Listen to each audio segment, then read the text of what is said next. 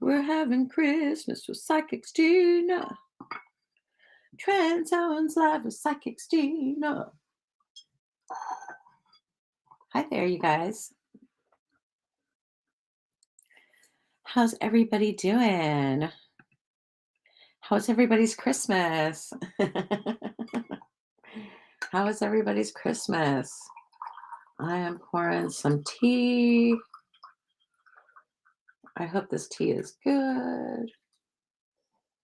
You never know. Leo, dog, Christmas. Oh, that's cool, Connie. Oh, good. I'm glad you had a good Christmas. What did everybody get for Christmas?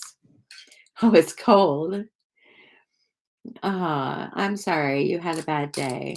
I do not give free readings. If you wanted a reading, it's $30 USD to get a reading on this live. That's not necessarily what we're doing. I'm giving away copies of my book. A travel mug. Ooh, that's what I got my mom. I guess it's a travel mug. I guess it's a travel mug of sorts.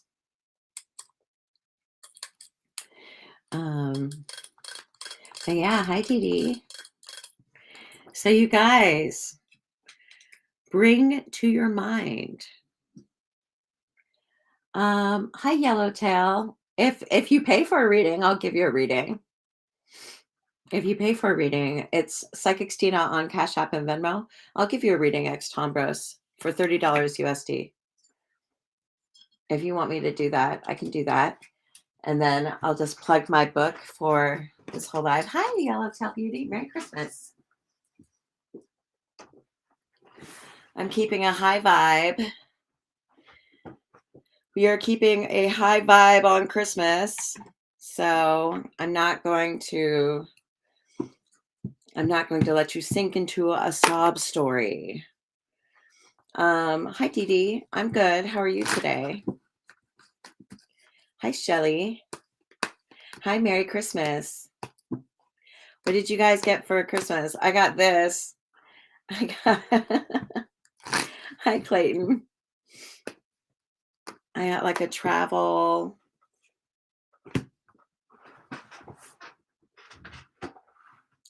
Let me see if you can see them.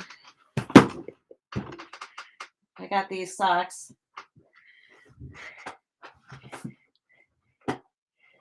Vibe.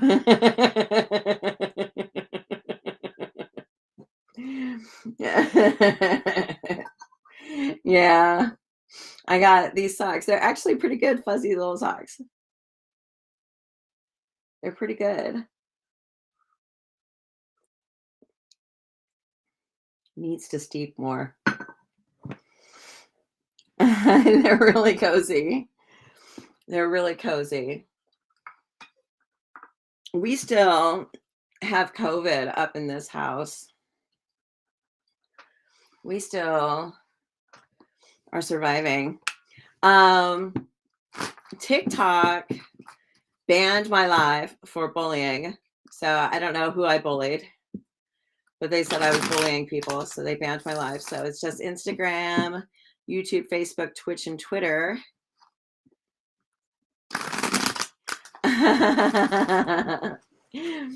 It all matches. It's all matchy, and it matches my hair too. What'd you get for Christmas, Yellowtail Beauty? Did you get anything for Christmas, Trend Zone? Clayton, did you get anything for Christmas? And X Tombros is paying for a reading, I do believe. So once she pays for that, we'll talk to her for Christmas. If anybody wants a reading, no, my hair.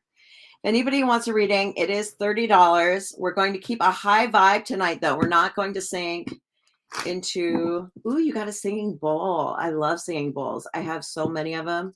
Hi, Meow Perfection. I want to keep like a really high vibe. I want to keep really positive.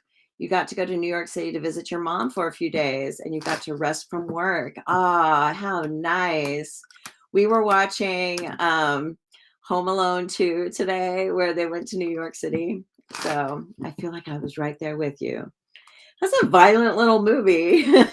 Like, have you guys seen Home Alone 2? Like, geez. I barely remember Home Alone 1, but wow, they like really, he's like throwing bricks at a guy. Like, oh my God. It's like really violent. So, you guys, yeah, my boyfriend put it on. It's just stupid. We watched that and we watched Bullet Train, and my boyfriend's asleep in the other room. We FaceTimed my mom. We just got off of FaceTime.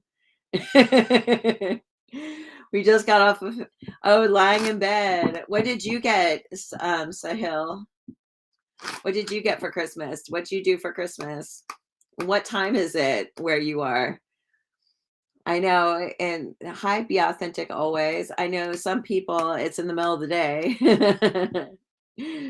Yeah, Bullet Train's an awesome movie. It's like really like really good transitions. I like the transitions and like the sound effects and stuff. It was a really good movie. Hi, Nessa. Essa, Merry Christmas. Merry Christmas. You have to pay through Cash App or Venmo, or go to my link in bio, scroll down for payment for TikTok or payment for lives. You can pay with credit card, Venmo, 1616. I don't know what time it is. Cash App, PayPal. But we're keeping a high vibe. We're not going to go into like we're not going to do a depressing reading. We're going to keep a really high vibe. Oh, you don't celebrate? Where are you? Oh, you're from India? Oh, you guys don't celebrate Christmas in India? Oh, come on.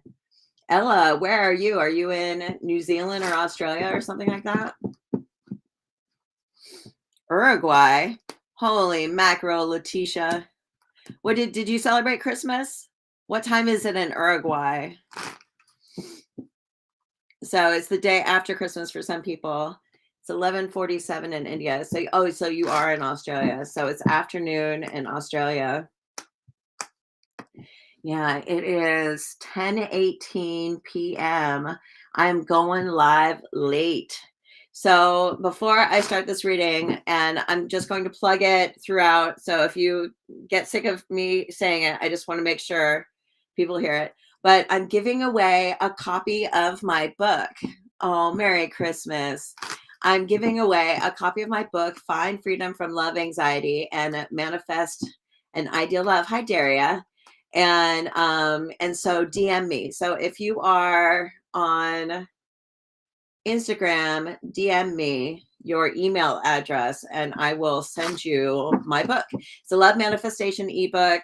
It's really good on like an iPad or something. You can type in it and it has love manifestation and manifestation. Ooh, it's 3:18 a.m. Really? You're that far over? Wow. So it's a really good love manifestation book, and it talks about love anxiety and trouble. If you like can't stop thinking about someone and you're just like totally like in a moody way, and your love life makes you super anxious and insecure. I normally charge for the book, but I'm giving it away for Christmas. It's my Christmas present to you guys, to all of my viewers. I don't give free readings, but I'll give you my book for free. So normally I charge like $15 for it. And sometimes I send it to people who get readings with me. But yeah, go ahead and DM me if you're on Instagram. It'll take me a couple of days to send it because I'm like getting all the email addresses together. So maybe I'll send it tomorrow or Psychic Stina.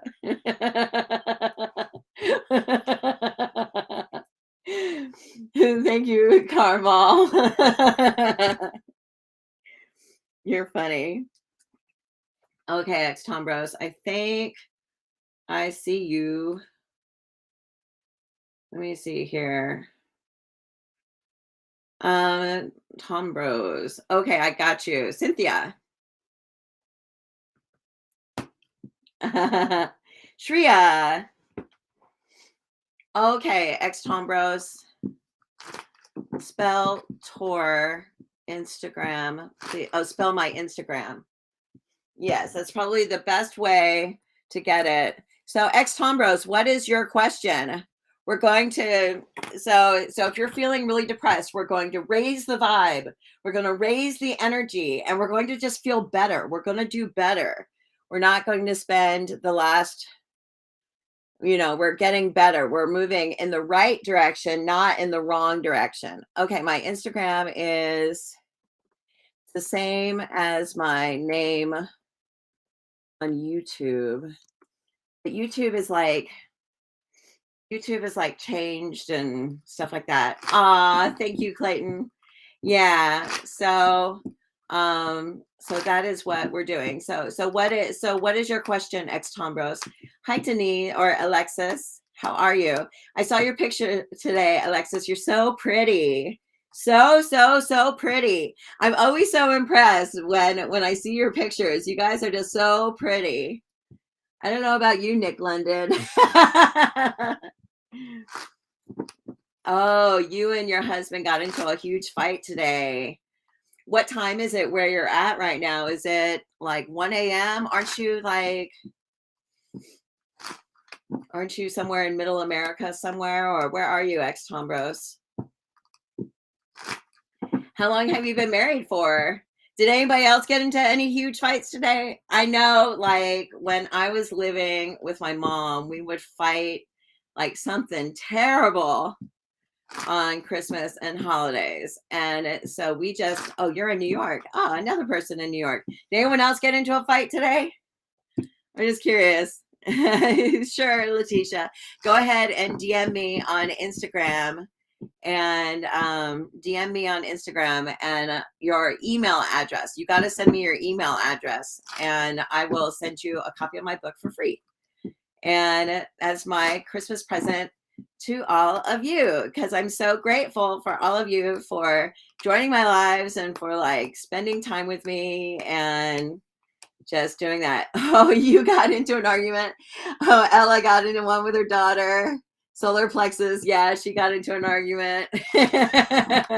What did you guys argue about? Tell me, everybody, what did you argue about? Must be a mother-daughter. You see, I would always fight with my mom. Always. We would always fight on Christmas. We would fight about the fucking yams and, we would just fight about everything.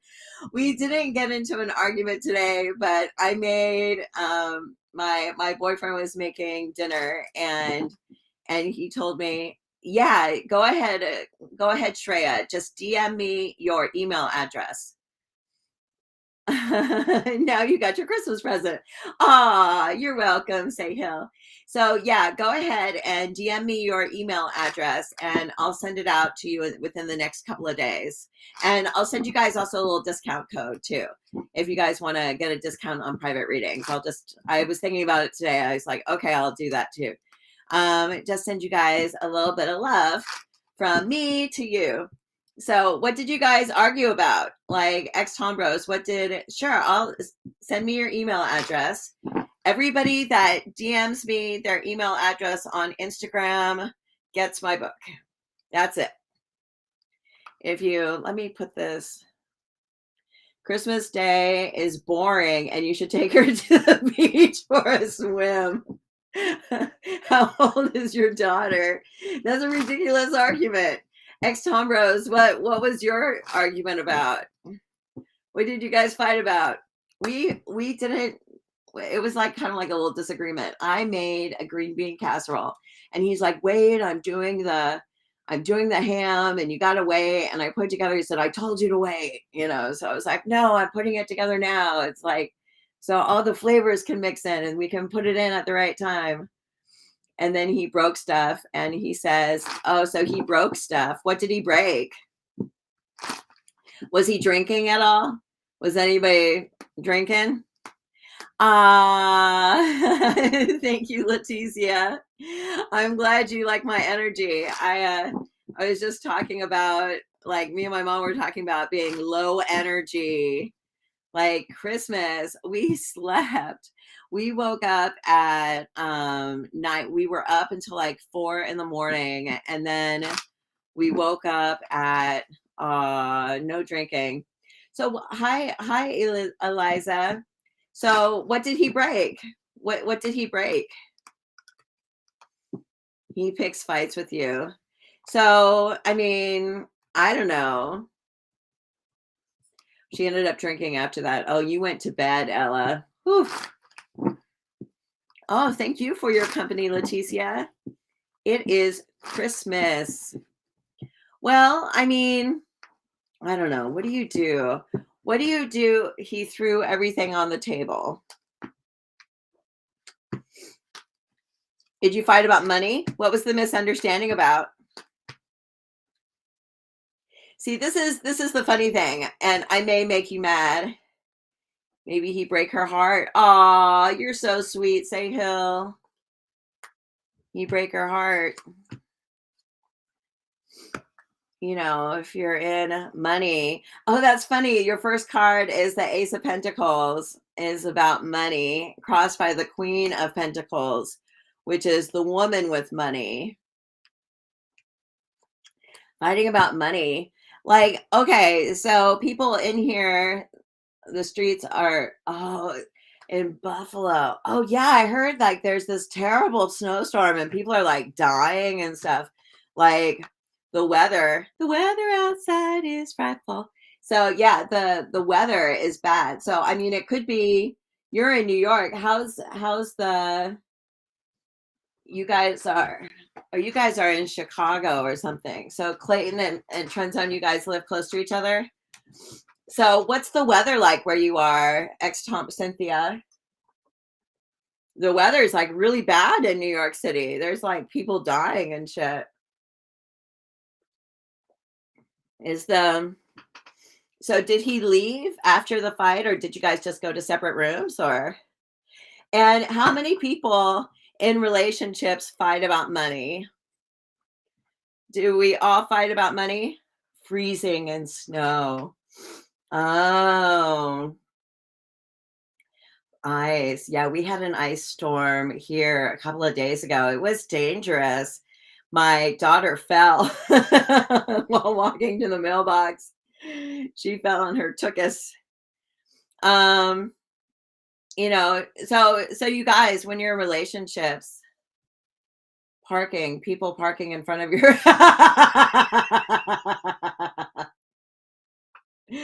Oh my gosh. He's hitting the wall and cursing you out. And so it takes two people. Oh, but you're Brazilian. Ooh.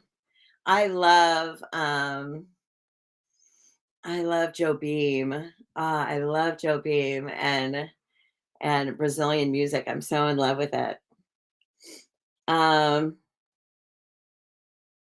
It was 38 today in Florida. Hail. So you take care of the bills. Well, I think a lot of older relationships, money is like has changed a lot, but that's like really common for people to fight about money, and it's kind of this. Oh, I love Joe Beam and his wife Astrid Gilberto. Oh, I love her.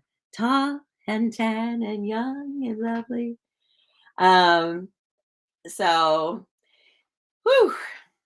Well, I'm just kind of looking. I mean, you have um you think money should be something that people should fight about? You mean there's so many things around to fight about, but it shouldn't be about money. Scary howling at you, sleeping separately. Well, what do you want to do? Well, what do you want to do about it? Do you guys fight a lot? Is this like an often thing? Oh, yeah. I totally Gilberto. Yeah. Um, no, I love her. I hear Joe Beam though. It kind of is a little bit of a weird oddball these days. Did he die? I thought he like walled up into some house somewhere. So So you guys fight a lot. Do you work? I thought you had a job. Do you work? Hmm. Well, I mean, it's like you kind of get these cards that are like you win some and you lose some, and when it comes to relationships, it's like I love that song. I love The Wave too. Um, and Desafinado is probably my favorite. There'll be no desafinado. Um, so so you get justice in the chariot. So it says, I mean, if you want a divorce, you can get a divorce. It's like right there in front of you, But are you a religious family? Are you guys religious? Do you have like a religious like dedication towards each other? Like we said we're going to stick together, so we're going to stick together. And well, it kind of says that this is like your person. That's good to know. So then what's keeping you together? Have you thought about leaving? Have you thought about like taking off and trying your hand at another? You'd been on your first date on, oh, he gave you, aw, that's so sweet, Sahil. What do I think about reversible or protection candles? Why not? Burn protection candles. I mean, I don't know. It's like you're in the situation, you're waiting for money. And so, that's something that people wait for. It's like people want to do something, but they'll say, I'll wait until I have the money. I'll wait until I have the money and then I'll write my book, or I'll wait until I have the money and then I'll go live my dream. I'll wait until I have the money and then I'll get a divorce. It's like, what if the money, like money comes in chunks where when you have a need for the money, I know holidays are so emotional. Uh You can give them something if you want. You can give them something for New Year's, say Hill. If it's something that you want, and if you feel like you're in a relationship, yeah, you got to take actions, and money fills the space that you give it to fill. So if you say, I need money to do X, you do X and you wait for the money to come. Like the money will come regardless of what you do. And regardless of how much money you have, you're going to spend it on whatever is in front of you. So if you take action, or like at least write a plan of action, like I'm going to get out of here and I'm done with this and I want to live a whole different life, and you write a plan of action, and you don't wait for the money. You just write a plan of action where you don't necessarily need the money. It's readings are paid, Leticia. This is a paid reading. So readings are paid. Um, but we're just chatting. If you want to just chat, we can chat. But like psychic questions are paid. Those are paid readings. It's just there has to be an energy exchange because I put a lot into the reading, and so like I get into your energy and pull out cards and stuff. Um, yeah, I mean, when it comes to deciding what you're going to do and when you're going to do it, you put a date on it. You like to put a date on it that by well, you get you get the Hierophant and you get the King of Cups, so he like apologizes and you try to make it work, but you do get Justice in the Chariot. I think later in the future you are going to take some time off from him and you're going to get some distance and at least see a lawyer.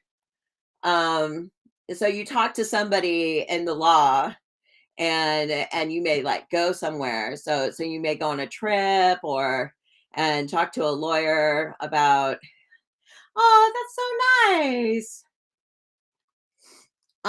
So you may go, and I mean it's like right now you may be like, I want to end it all, and he apologizes. I mean, you guys will probably have sore feelings for the next couple of days. How long do your fights normally last? How long do your fights normally last? Come here, pups. Come on. Hold on, you guys.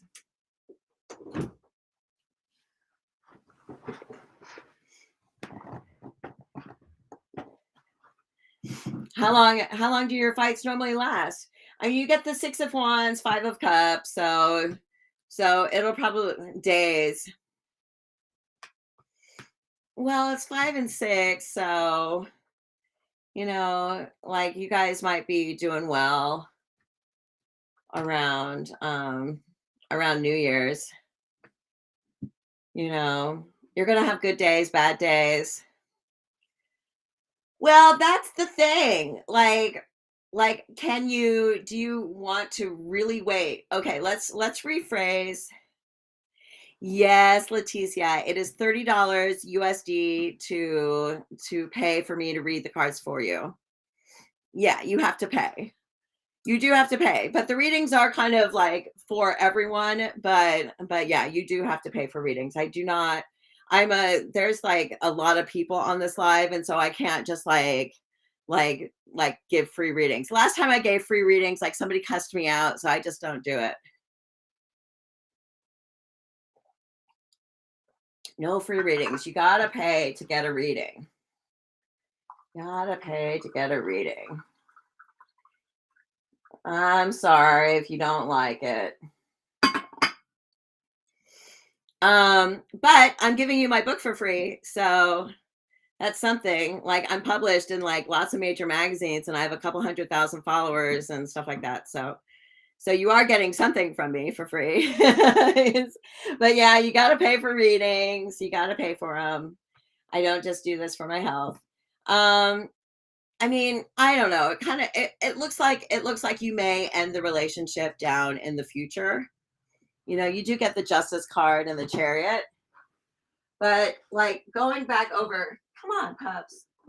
Going back over what you said, what you typed in. You said, but I want to really wait and get money to leave. I just read back what you wrote. It said, like, I say, okay, you're going to talk to a divorce, and you're going to talk to a lawyer about divorce, and you're going to go somewhere, and you say, but I want to really wait. If you want to wait, that means you don't want to get divorced. That means you want to stay in the relationship and make it work. It's like, if you're saying you really want to wait, you're prolonging the problem, because the money will come when you have a need for the money. Like you don't wait to do anything for money. Like if you were to write down on a piece of paper, and you might want to do, if you want to write down, want to write down on a piece of paper somewhere, like, how can I leave in a month? How you can write down on a piece of paper, how can I leave my husband in a month? Because if you say, I want to wait, you could wait forever. Are you, so then you're waiting for money. So he's not going to have a problem.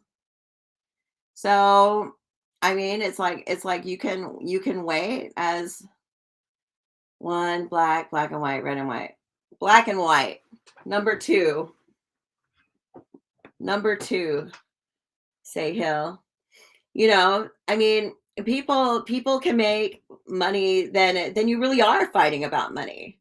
You're fighting about money, and you're putting money in front of your well-being. You're putting money and a hope for money and a desire for money and a greed for money. Let's just put it out there the way it is. You're putting greed over your well-being. And so if you choose to leave now, you can leave whenever you want. Write it on a piece of paper. How can I leave in 1 month? And then put that piece of paper in the middle of the table and look at it and just start writing down options. You say, well, I could go to somebody's house. I can go to a friend's house and stay on a couch. Hi there, Papa Das. Yeah. So you're then you're fighting about money. Sure, Leticia, no problem. Thank you so much, Papa Das. And you're never going to get the money back. You know, your cards say shit diddly about money.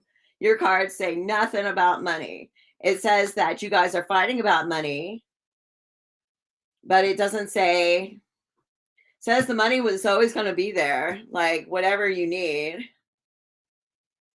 You know, whatever you need is going to be there, and whatever challenges you have are still going to be there. So that doesn't change. Like your money challenges, your money picture never changes. Like whatever your money picture is now is like, so you can wait, you know, you can wait, and this reading can be like, well, wait and see what happens, and nothing will happen. Or you can say, well, gosh, maybe I should make a decision and then figure out how to work it out. You know, if you put money in front of everything, because money isn't everything. Who in here says that money is everything? Who puts money above love? Who puts money above health? Who puts money above their well-being? Papu Das. It is $30 USD to get a reading on this live as I'm talking about who puts money above everything. Well, I mean, you know, this is what I do to make a living. So yeah, I guess I'm putting money at the front of this, but we're talking about, no, money isn't everything. Money isn't everything. No, it's not. Money is not everything. But a lot of people are making decisions based on money, and they make decisions in their love lives, and that's a big challenging thing. Peace of mind will always come before money, or peace of mind will come after money. You hear what I'm saying? You know, because you put money first, and then peace of mind comes second, and then you'll never have peace of mind. You never have peace of mind. And money is like, it's like a fake thing, you know. It's like it's a tangible object that kind of comes and goes. It's a circular thing, like you have it and then you release it and then it comes back. And you know, it's not like a thing, like a money shouldn't be the object. Money is the tool, you know. Money is a tool. We use money to get stuff done, right? Uh, we use money to get stuff done. We use money to, you know, buy presents, or, you know, it's not the goal, it's what we use to get to the goal. Or, you know, money is a good way to say, well, how successful am I? Well, I made X amount of dollars, so then that means I did a good job. But it's not about money. And so if you wait for the money, if you wait to pay them back, like how many people in here, have you heard this said? Okay. I just want to ask, there's not too many people in this room, but how many of you guys heard a story of a girl going, well, I'm waiting for him to pay me back and then I'll leave, and he like never paid her back? Like, how many of us heard that? How many people have said, I'm waiting for that person to pay me back, and like that person never got paid back? Like, anybody? Like, how often do you hear people getting paid back? You know, I'm serious. I rarely. And she never leaves. Never. Yeah. Like if you're waiting to get paid back, if you're waiting for your payday to leave, you'll never leave. You'll die before you leave. And you'll have a hard time. She lives unhappily ever after. Or what about like scammers? You know, like, oh, I'm dating a scammer and he's asking for money.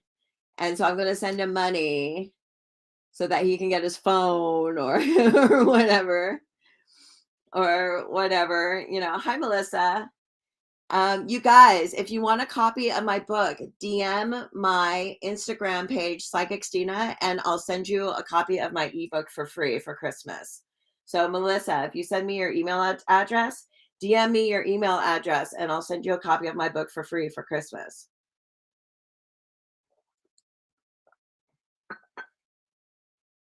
I've heard this story time and again.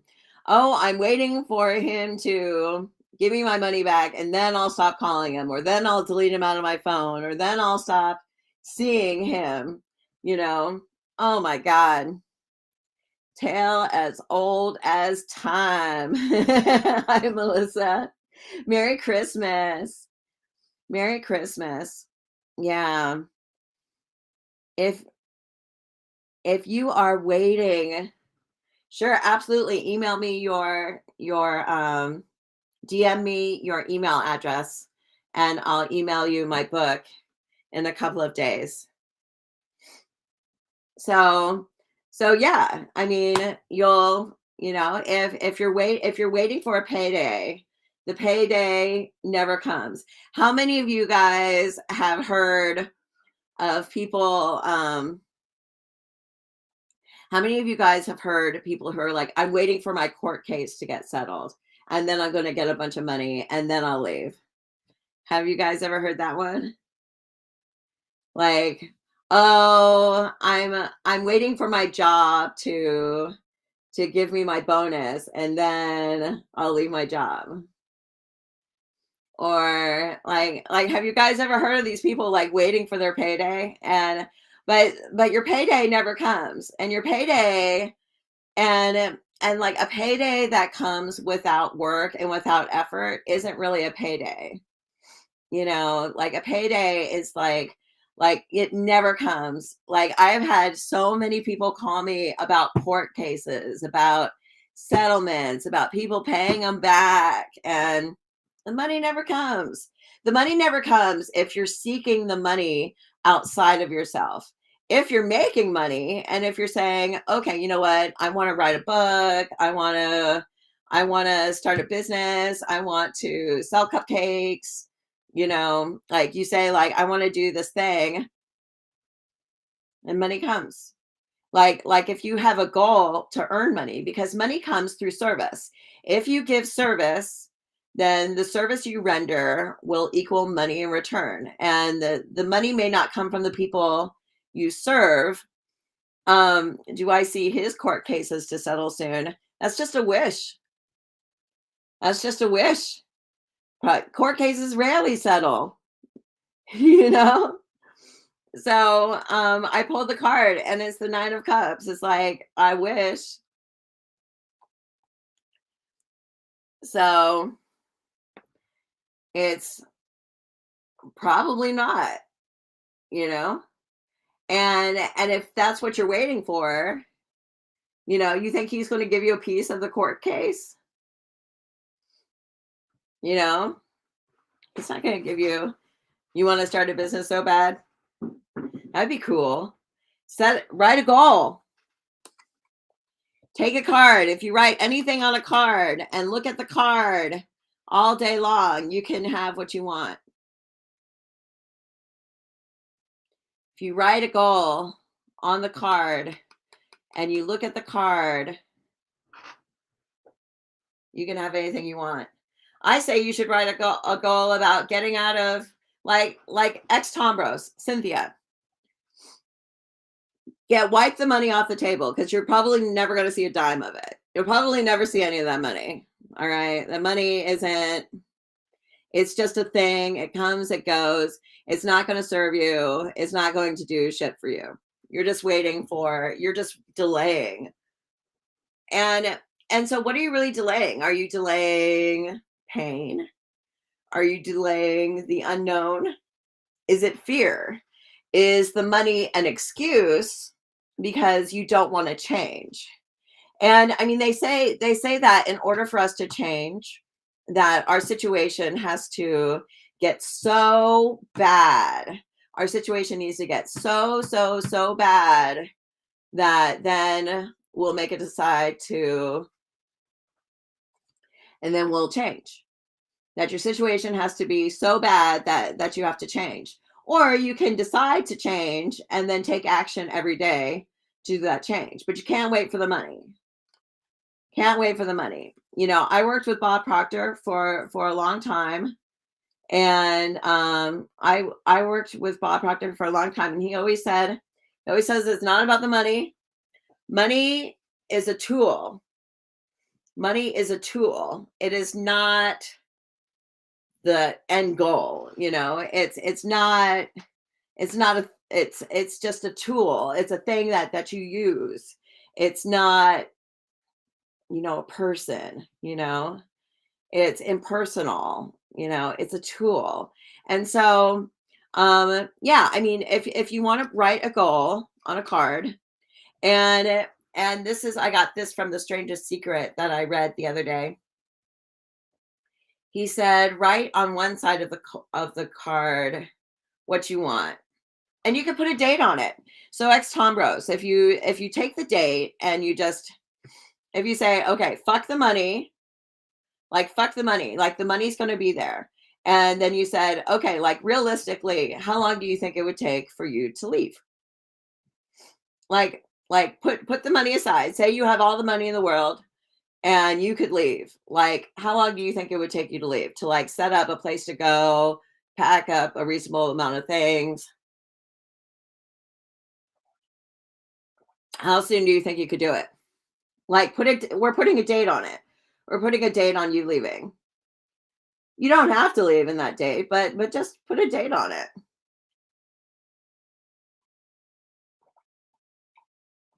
One month. So yeah. So then you write on your piece of paper, how can I leave in 1 month? You start to look at it. And you can write on your card, leaving in 1 month. I'm so happy and grateful now that I'm on my own, fabulous, free, and happy. You know, successfully on my own. And then on the other side of the card, so Sahil, take a screenshot.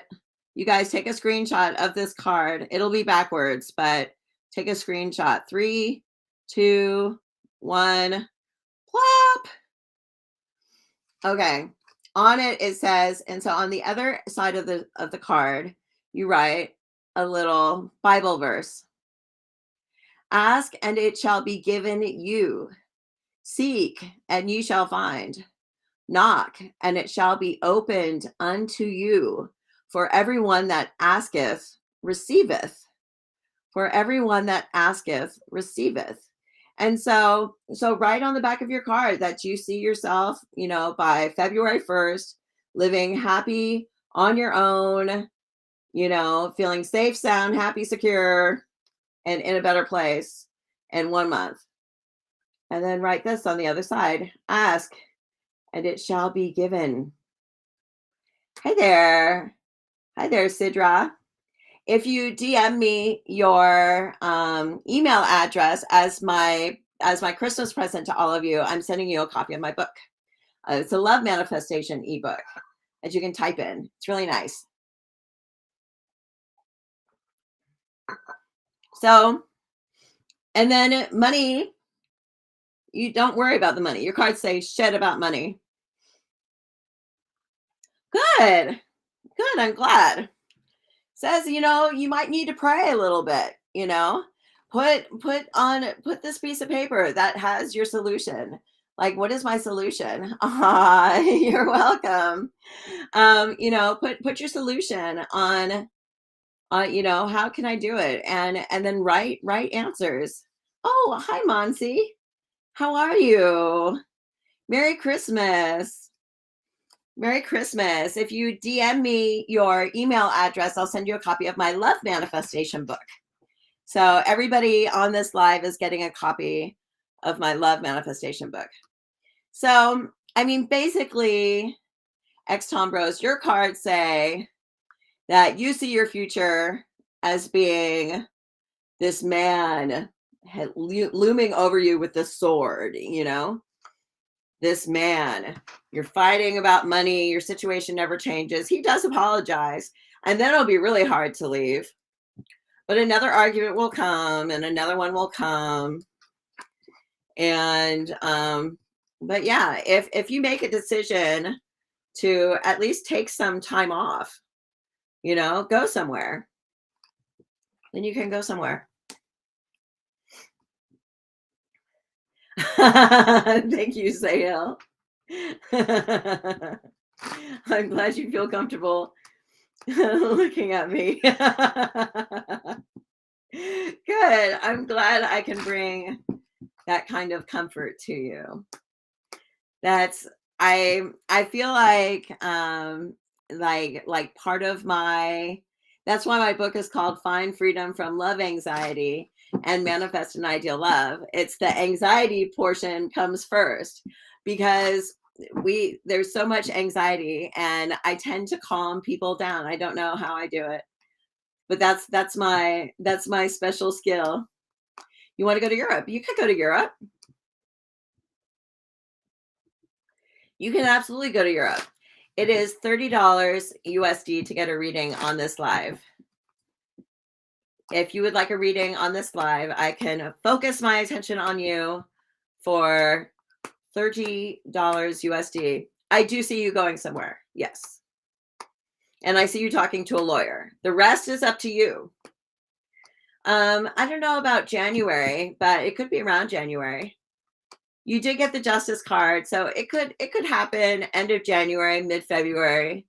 You might take off and go somewhere very easily, but it's you. And so I see it, but that doesn't mean it happens. It's you that takes the action to make it happen. But yeah, talk to a lawyer. The lawyer can give you some ideas. Yeah, don't wait for that payday. You'll never get that payday. And then say if he does get his money, then he's just going to hold it over your head. And it'll be even more hell. It'll be even more hell.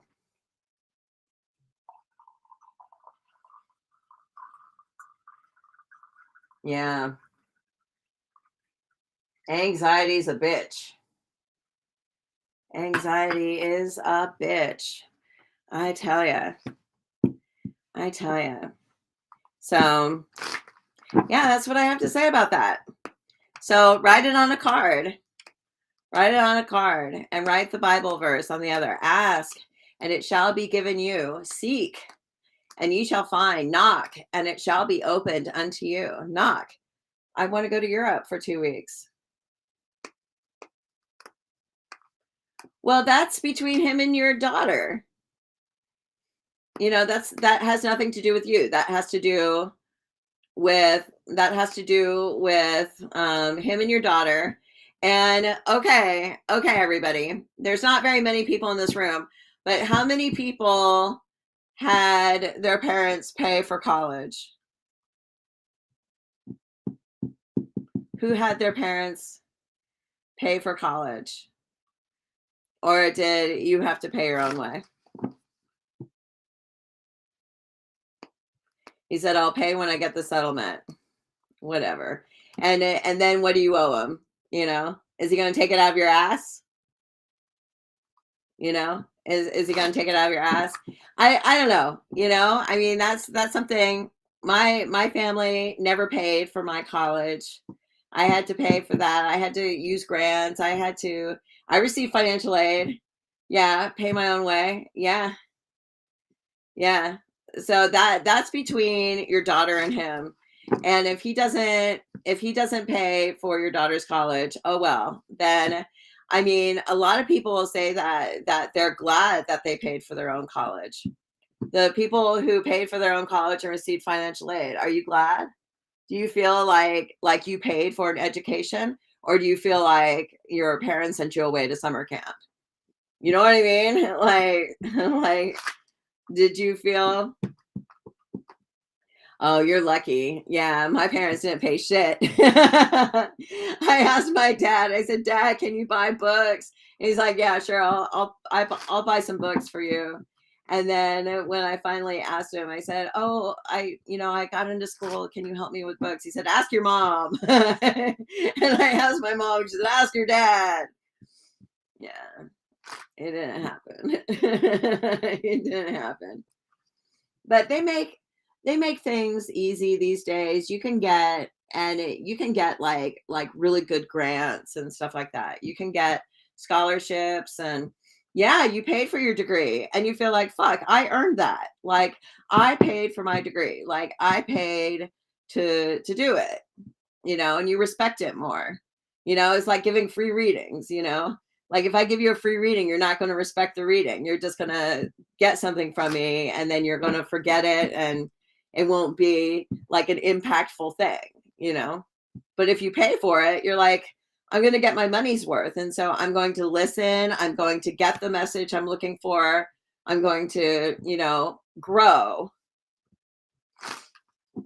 Oh my God, there's so many programs, but they'll fuck you if, like, you're with your parents. If you count your parents, you have to be considered like an emancipated adult or something like that, and then you get all kinds of grants.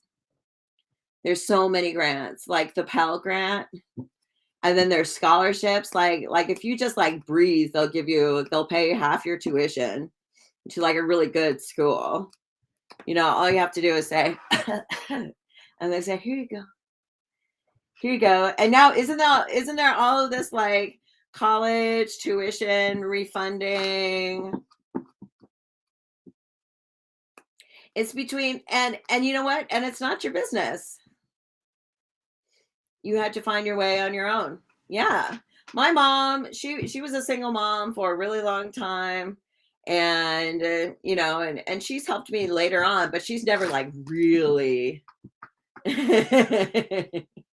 she's never like really like thrown down thousands of dollars or anything. I mean, she's helped me later on, like after she got an inheritance, and but it's like there's like stages of parental help.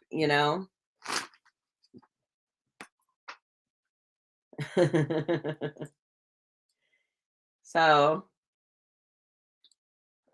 but that's for your daughter and your husband to work out. Don't get involved in that, and don't feel like you want to. Well, you can't talk to me privately tomorrow. You always do this. You always try to talk to me privately, like on your own time. You got to talk to me on my time. Like, if you want to talk to me privately, you got to schedule and like pay and sign up with my scheduler and schedule an appointment. You got to schedule an appointment to talk to me privately, because I have like a whole life going on. Like, I go live every night, but like in order to get a private reading, like you got to like you have to schedule that. So that's not until Wednesday. I don't take private readings until Wednesday.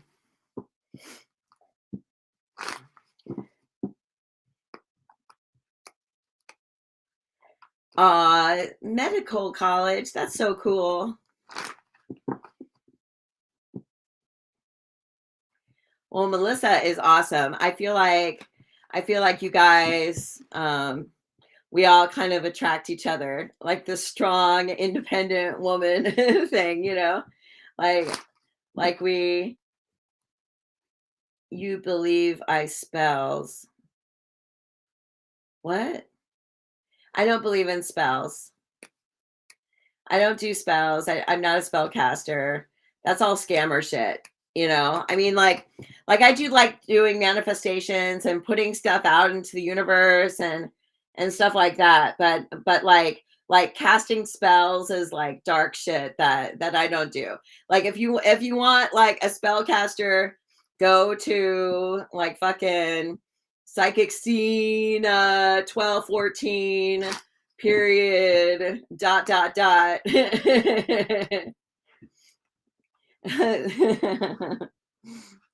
if you want a spellcaster, go to one of my impersonators and they'll sell you a spell for cheap that I guarantee won't work. I guarantee it won't work. Spellcasters are like, whenever I see a spellcaster, follow me, like Dr. Abdigay Udedame, you know, Dr. Abdigay Ojima. Like, I block them because that's called a scammer. That's called a scammer. Like the whole spellcaster thing. If you want to go find a spellcaster, be my guest. But that is not me. I block those people because they are like they're like scamming you out of money. You block them. They're scamming you out of money. They say, "Oh, give me $200 so that I can buy all of the supplies for the ritual and of pictures that I'm going to send that I found on the internet of somebody else doing a ritual." They send you, "Oh, here's pictures of your ritual." I mean, there are some spellcasters that I think are cool, you know, and I like that. I like the idea of spells, and you know, and I've done, and I have my witchy ways about me, but when it comes to like, yeah, yeah, well, absolutely, Melissa. We attract each other. We attract each other. I like you, and you like me. It's because we share something in common, you know, that, you know, there's just that vibe of you gotta of that strength, you know. I mean, I feel like so often I feel so weak, you know. I feel so weak, and then other times I feel so strong, and you know, and I feel so strong that like I quit smoking, you know, I quit smoking cigarettes. Like that was so huge. Nobody thought I could quit smoking, but I got so mad. I got so mad at this doctor who wouldn't prescribe me Chantix. And he wouldn't prescribe it because he said I was a suicide risk. I was like, screw you. And so I quit without it. And nobody thought I could do it. But then other times I feel like I sure. Good. I'm glad you feel stronger. Sometimes I feel really weak, like I can't do it, or like I don't know if it's in me to go live every day, or yeah, we do share something in common. You know, like I feel so much fear sometimes, but then I look back in my past and I say, wow, like I was homeless with like this super psychotic, paranoid, schizophrenic man. Oh my God. Oh my God. I tell you, we squatted in a house that was shut down by the health department. My God.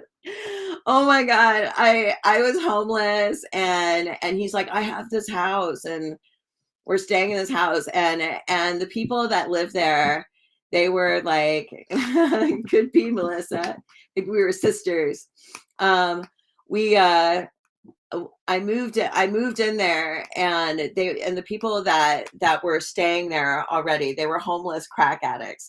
And so they had taken every bit of aluminum in that house out and sold it. So we didn't have like a door jamb, we didn't have windows, we didn't have anything, and they were stealing power.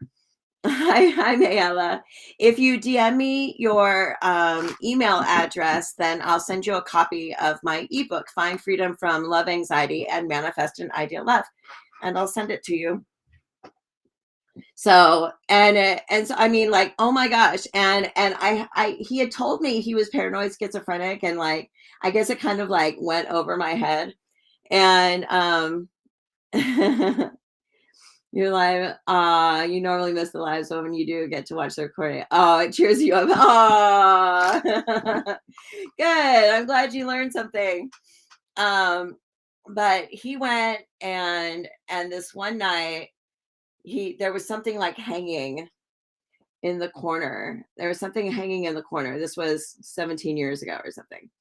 And and he started, um if it's I don't do free readings, say Hill. So if you want to like have like a reading on this live, it is $30 USD. And I take Cash App and Venmo. I take Wise as well if you're in India. But you would have to pay and then come on the next day for your reading, because there's like the whole transfer fee and stuff. So like in order to like share things and have like a whole like where like I'm getting into your life, that is like a whole thing. But you can talk. Everybody just talks. Everybody on here is just talking. So say whatever you want. It's just like if you want a reading, like you want me to drop cards and like help you through a situation, then that's like paid, if that makes sense. But we're all talking. We're all friends here. And if people come and but no, he went and he started like I think he had like a hammer or something, and he started like bashing the wall and like bashing holes in the wall looking for recording devices. And I thought, what the hell have I done? Who am I with? Like I'm like just this woman, and I'm in squatting in this house illegally, and this guy is punching holes in the walls looking for recording devices. I'm like, oh my god. And I was really scared to leave that relationship, and it had gotten to this point where he was crazy. He thought that I was like turning tricks and that people were like giving me messages through the window, and he thought that I was bringing his sons around and bringing danger to his sons. And he said all kinds of, this is my daughter's father. And he went to this place where he started going, I'm gonna fucking kill you, I'm gonna fucking kill you. Like he would just like sit across from me, and the thing, I'm gonna fucking kill you, like he would just say that. And one day we're driving, and he's like, you got to admit it. And he just takes me by the throat and just starts like strangling me in the car while I'm driving. Tell the truth, bitch. Tell the truth. I was so scared to leave that relationship. I was so scared to leave. And I got through that. I got through that. Like I got through like this whole like really like scary relationship. Yeah, he held me hostage with like a fucking like this hammer. Like he just slept next to me holding this fucking hammer for 3 days. And he was get in the car and drive, and he just has this hammer. He's drive around here, drive around there. I'm like, holy shit, this guy's gonna kill me. And he left. He left one night, and I was like, oh my God, what am I gonna do? What am I gonna do? I'm homeless. I have nowhere to go. And he got picked up by the police. The police arrested him. The police arrested him. And he went to jail. And but you want to hear the crazy thing? I was such an addict. I went back to him. Oh, I was so scared. I was so scared. I thought I was dead. I thought I was dead. And then he did come home that night. And I was like, ah! Like I was saved. I was saved. And so he got out of jail like a month or 6 weeks later. He got out of jail like maybe 6 weeks later or something. And we didn't have the squad anymore. Like we had to leave. And the sheriff kicked us out. And then I was like really on the street. Like I was sleeping on the street. It was like really like I was like in my car. And I went back to it because I didn't know what else to do. And then I got pregnant. And so I was homeless on the street, and I got pregnant. And I was pregnant. I'm like, fuck. Like, oh my God. In LA. I was in Los Angeles. It was so dangerous. It was so dangerous. People were telling me like how to like turn tricks. They're like, you light the cigarette and you say, when the cigarette's done, you're done. No, he didn't stop acting crazy. He didn't stop acting crazy. He said it was weird that they had showed him pictures, like they were casing him, like they knew who the police knew who he was. Like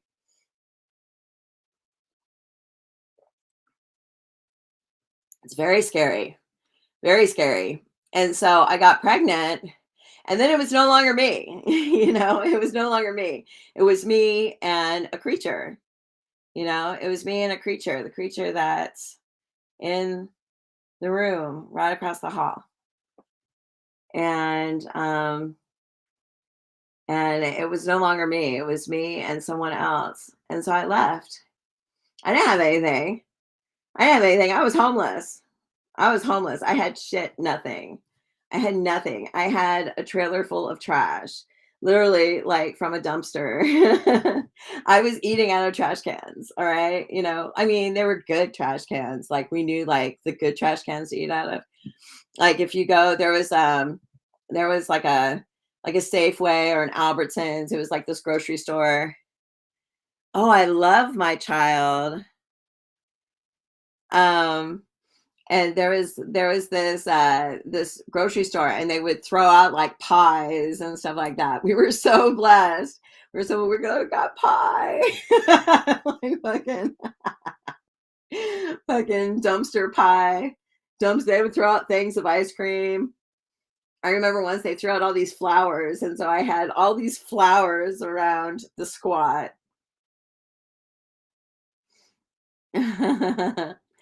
So yeah, yeah, that was a crazy time. That was a crazy time. Yeah, I do. And I have much better than that. And I'm doing so much better. And my boyfriend is gorgeous, and my daughter is amazing. She's amazing and really grateful. She's good, good girl. She's so funny. And the guy isn't in my life at all. I found out I was pregnant, and I left. I went to my mom's house, and he didn't know where she lived. And so I basically went into hiding, and he couldn't find me. And then shortly thereafter, I left. A police officer went to him to try to get him to move from where he was. Oh, it was creepy actually.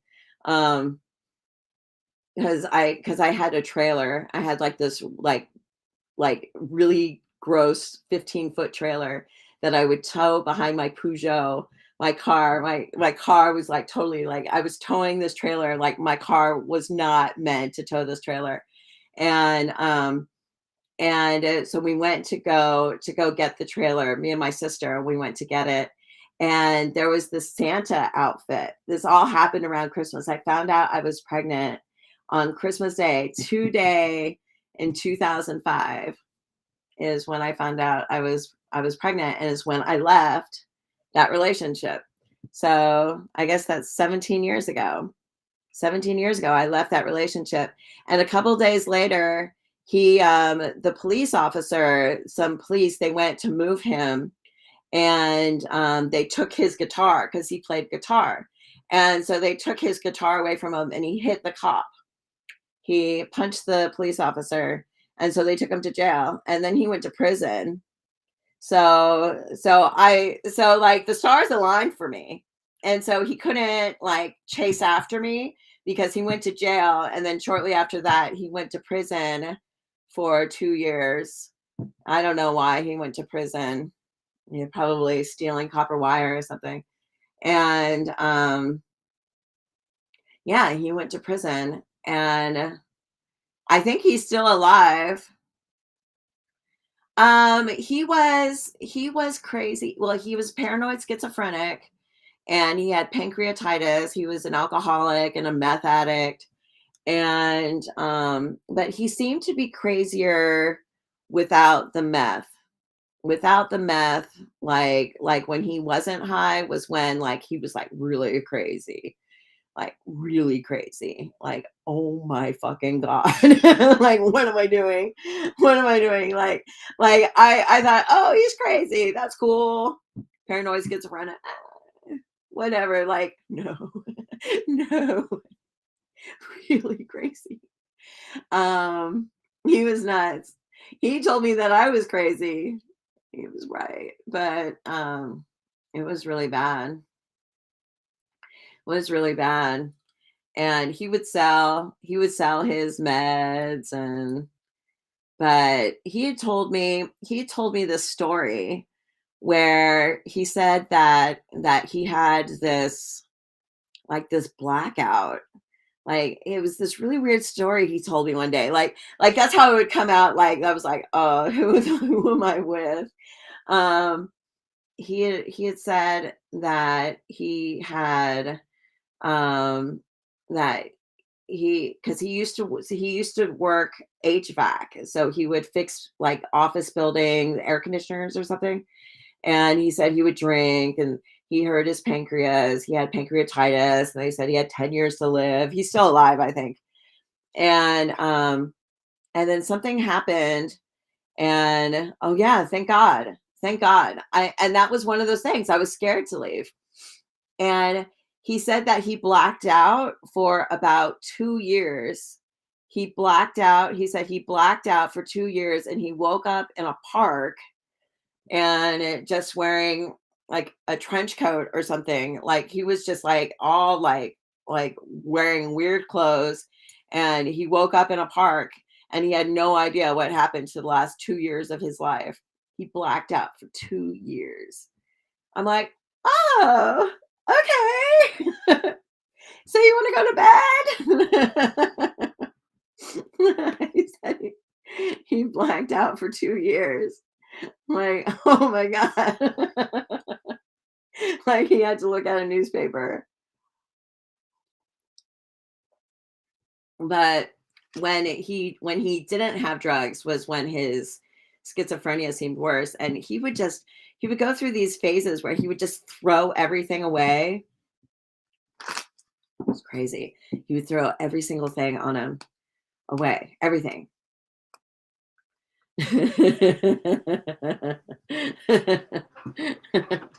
That was crazy. I was scared, but I was like in this position where I was scared, and I didn't know what to do, and I didn't know, like it was like the lesser of two evils. Like, it was like, okay, so I either am with this guy who could kill me at any moment, or I could be alone and get raped by whoever is sleeping behind that building. It was like, what could I do? I could either be with this really scary guy who would protect me from some other unknown evil that is lurking there for me in the San Fernando Valley, or I could, well, I chose him to get out of another relationship. I was in another relationship with a guy who like tried to drown me. And he was crazy. And so I thought, okay, well, I'll go. And so when I had met this guy,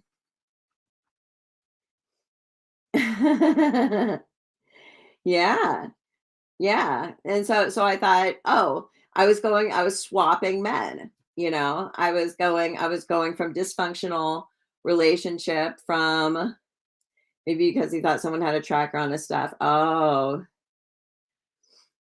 yeah, that's possible.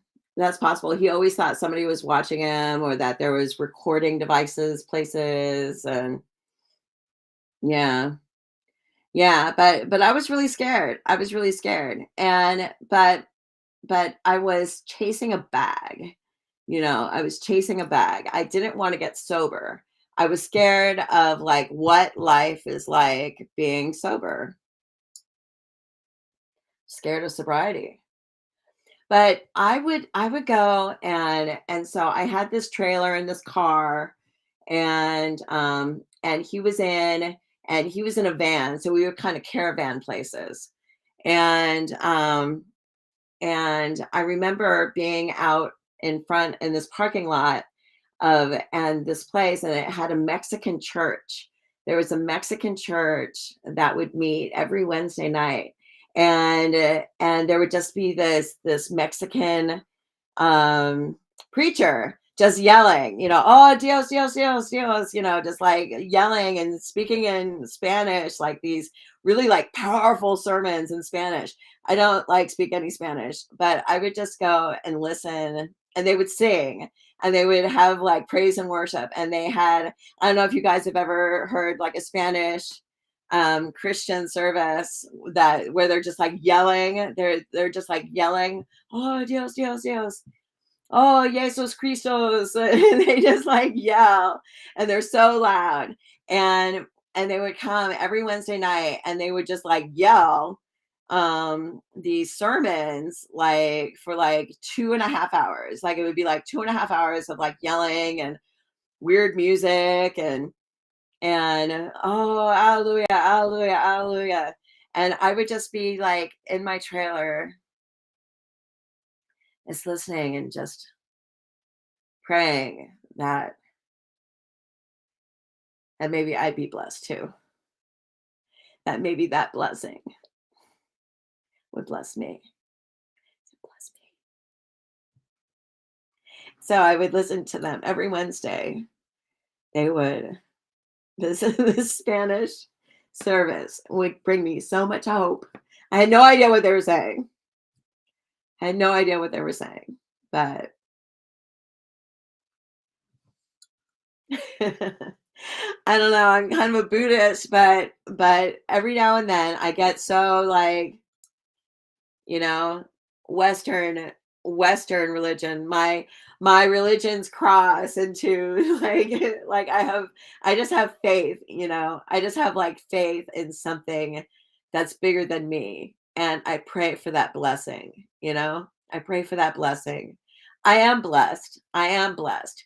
And so I feel scared. I feel scared all the time. But then like something always happens, and the stars always align, and what I need is given to me. When I was on the street, I didn't have any money. I didn't have anything. And but but it was really easy to get out. I just had to decide. That was the only thing I could do, was just decide to move on, decide to leave. And once I decided to leave, like it was like the heavens opened up and angels sat around me and protected my child.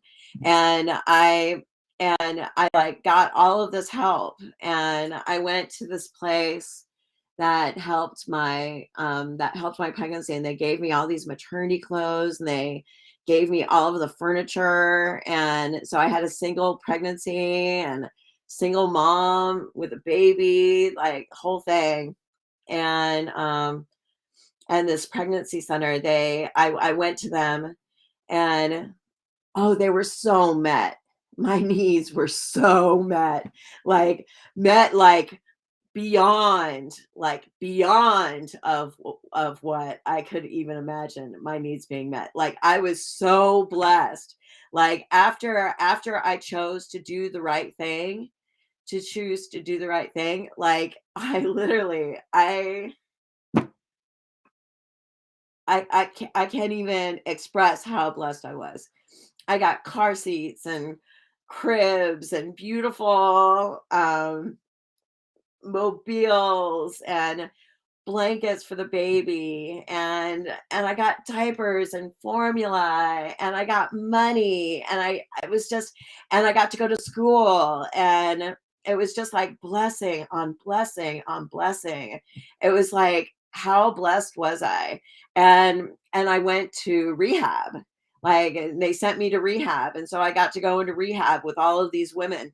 And so I had a support network, and I had the funniest people coming to the hospital, coming to the hospital, gang members and Buddhist women. I was just so blessed from like everywhere, from everywhere. It was absolutely incredible.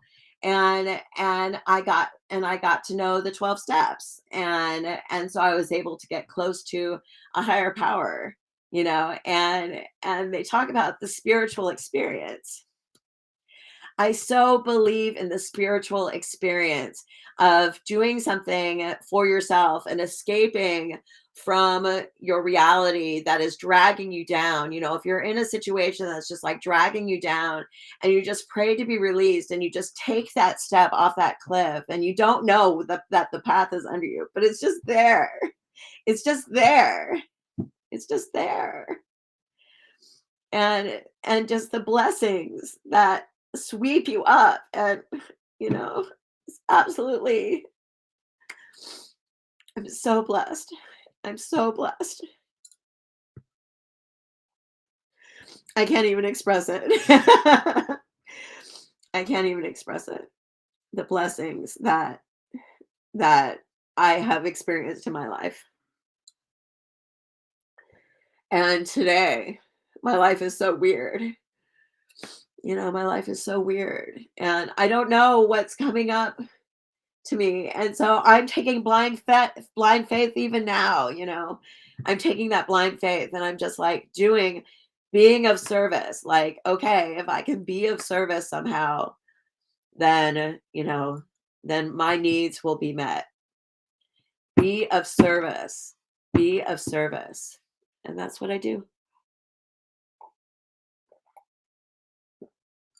But yeah, no free readings. But my life experience is free. Yeah. So that's me. That's me. Ah, the blessings that I got. And the lady who got me off the street, she died. She died shortly after. Ah, no, I just get so overwhelmed with emotion just talking about it. They're not tears of sadness. They're tears of like, oh my God, like there's like this big thing in the world that is so powerful. Like the unseen is so powerful and we can have a connection to it, and we fear that connection and we fear that letting go and having that blind faith and like being able to trust. Why do we fear that? You know? Yeah. Ex Tom Bros can do it. Hi, Nick. How are you? Merry Christmas.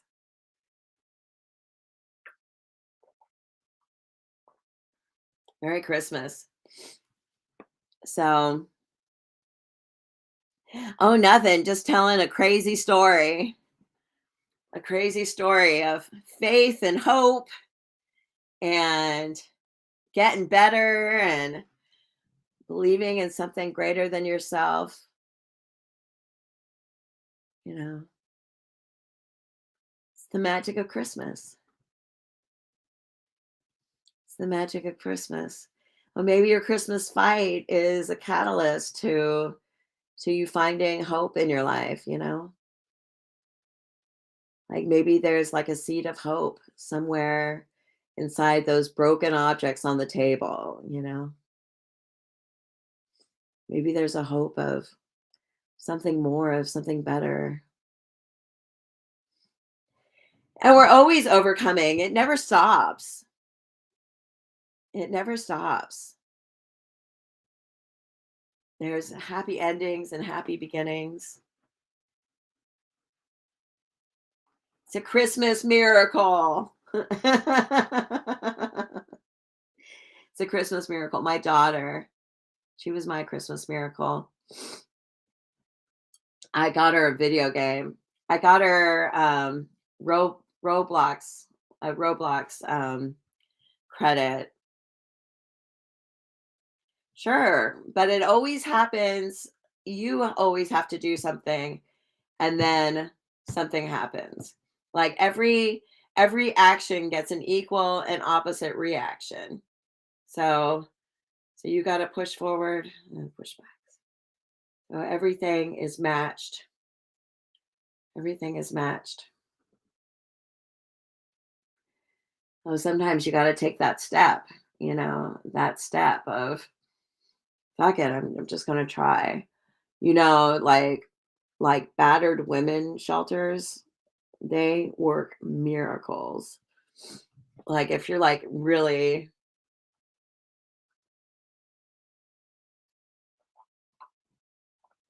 yeah, so definitely don't wait around for your daughter.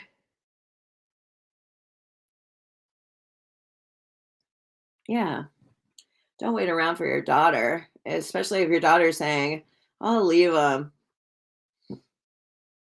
She might not even want his money. We all think we want the money. We all think like, "Ooh, a payday. I'm gonna get a payday." Like, we all think like, "Ooh, something's gonna happen." But that's the devil. That's the devil. That's saying, "No, you don't need to change. You need to stay right where you are and suffer."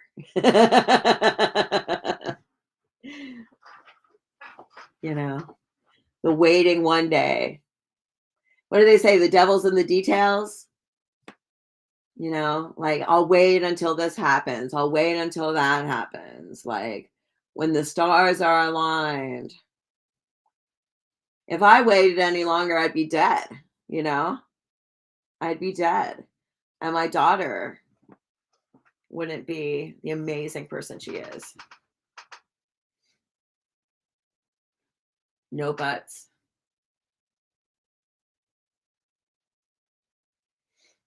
No buts.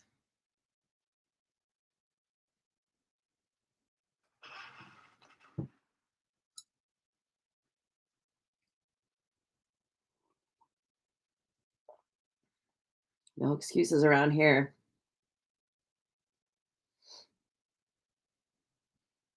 I still owe this lady like 6 months of rent.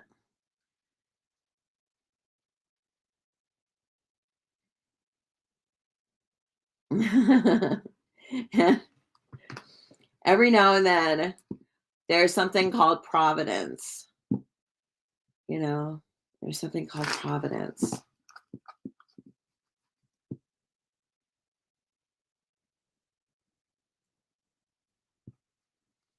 Yeah.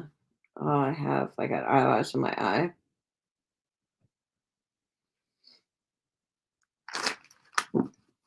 So it's not worth it. Then that eviction may be the best thing for you. That eviction may be your saving grace. I mean, what if you said, okay, evict me, and then you figured out your life, and then and you took care of yourself and your daughter, whatever that means, and you let your husband, you figure it out. What if you left? What is it? Where they like light a match? What if you just lit a match and walked away? Yeah. Sometimes that eviction is like the thing you need. When I had that sheriff's eviction, you know,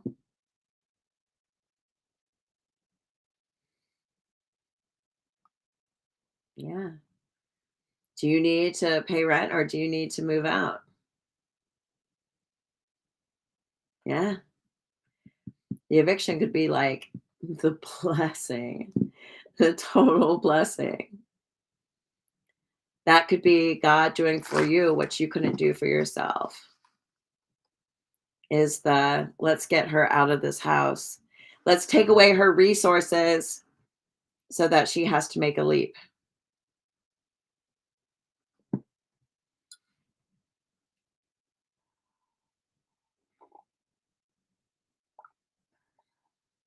Yeah, that could be your path out. You're talking about going to Europe. It sounds like you have bigger fish to fry than going to Europe.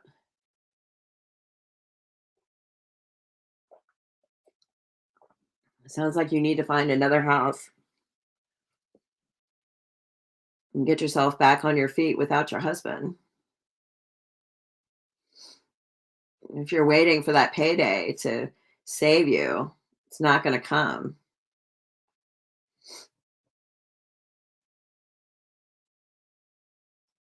You know, it's that fear.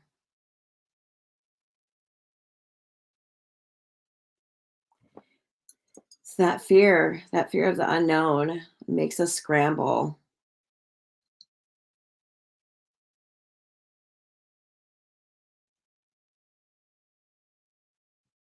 Mm,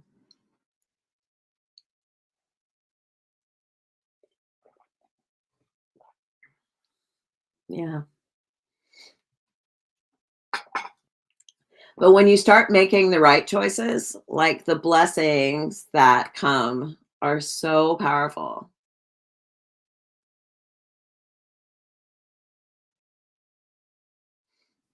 Well, he's not going to get out of the house. You got to leave the house and leave him in it. Let the sheriff take him out. let the let the sheriff take him out. See, that's something that I learned is that men are very scary. Men are very scary. And men are it's just they're just bigger and stronger than women. And their punches hurt more than mine. And they can take a punch easier. They can take my fist more than I can take their fist. Um, and so I don't think it's a good idea to pick a fight with a man. I don't think that's smart because men have hot tempers. They're just, you know, my boyfriend is so sweet. He would never hurt me, but I'm not gonna hit him. He said he would never hit me like I mean, the different type of guy this is so like profound. But yeah, don't fight with your men. Not a good look. Not a good look. And men get really angry when their women try to fight with them. So sometimes it's easier to just leave. Maybe that's bad advice. I don't know. But maybe that's advice out of fear. I've been hit before by a man and it hurts, you know? So I don't recommend it. I don't recommend it. So before things get dangerous, you leave. You leave. And if you have somebody that's saying they'll evict you, leave. Let your husband deal with it. Let your husband get evicted. And you just be gone.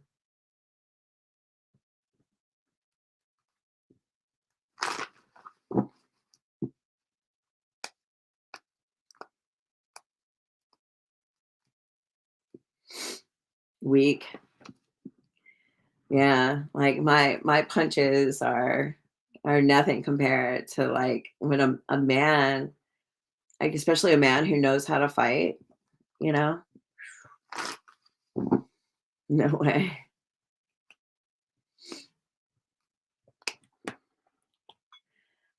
I told you that I wasn't going to do a pity party on this live. We're bringing the energy up. So we're not doing any of this. I have none of this and I have none of that. You have a piece of paper and a pen. You say, "How do I leave in 1 month? How do I leave in 1 month?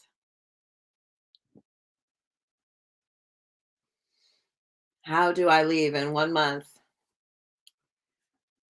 And you put it on the table and you look at it and you start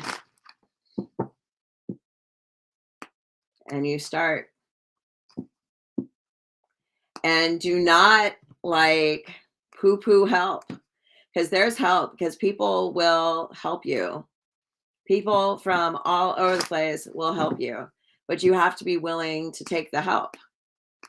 You have to be willing to take the help. So you can run away from it or you can face it. And it sounds like you're in this position where you got to face it, where you just got to face your situation. There is no buts.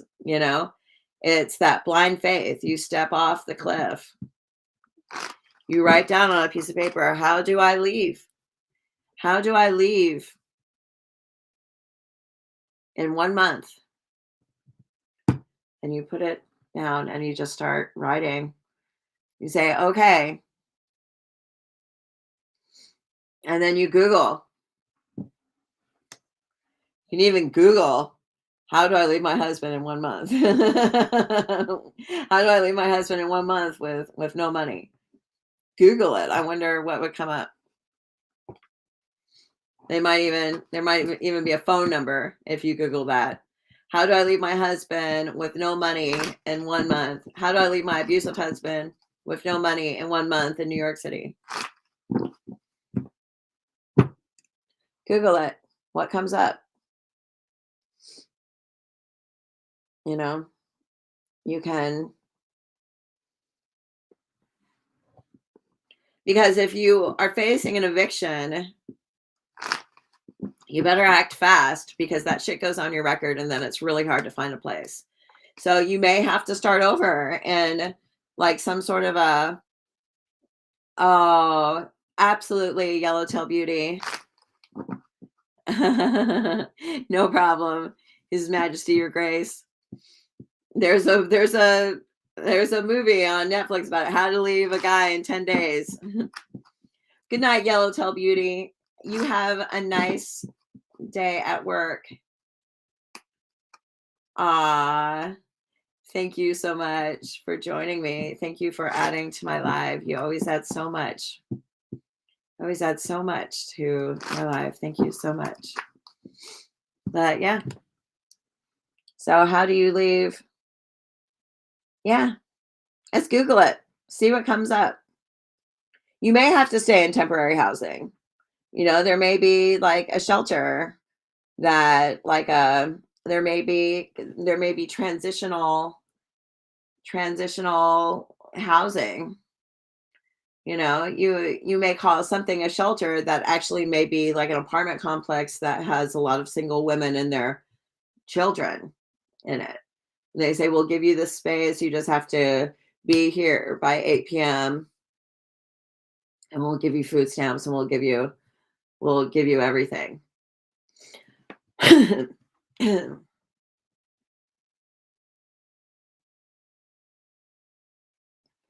there, lovely Mia. Hi, Nehu. I'm sorry, you guys. I don't give free readings. So I know people like to come on here and just like spit out a question like I'm going to answer it, but that's not how I work. I'm so sorry. It's all readings are paid. But if you would like a copy of my book, it's called Find Freedom from Love, Anxiety, and Manifest an Ideal Love. I'm giving away a free copy of my book for Christmas to all of my viewers on Christmas who DM me their email addresses on Instagram.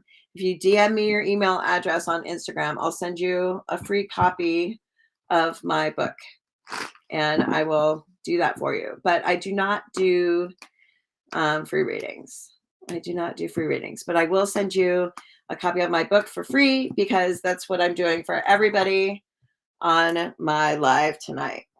And I'm going to finish this drink and then I'm going to get off of here. Because it is getting late. I have like really been enjoying tea. So DM me your email address and I'll send it in the next couple of days and I'll send you a copy of my book. I normally sell it on my website, but I'm giving everybody a copy. Sure, no problem. Thank you for reading it.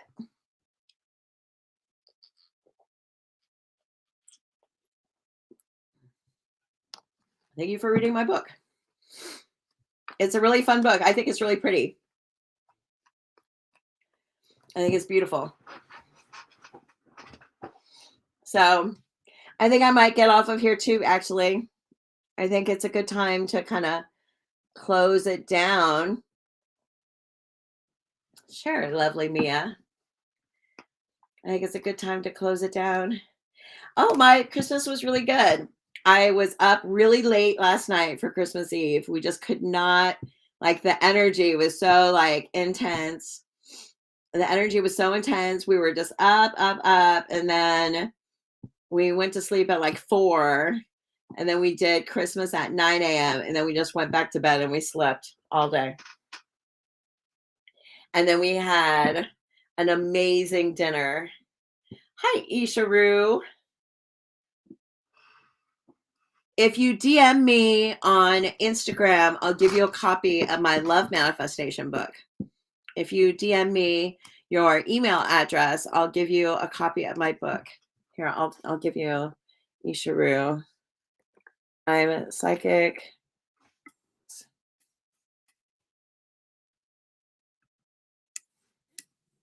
Hold on one second. Isharu.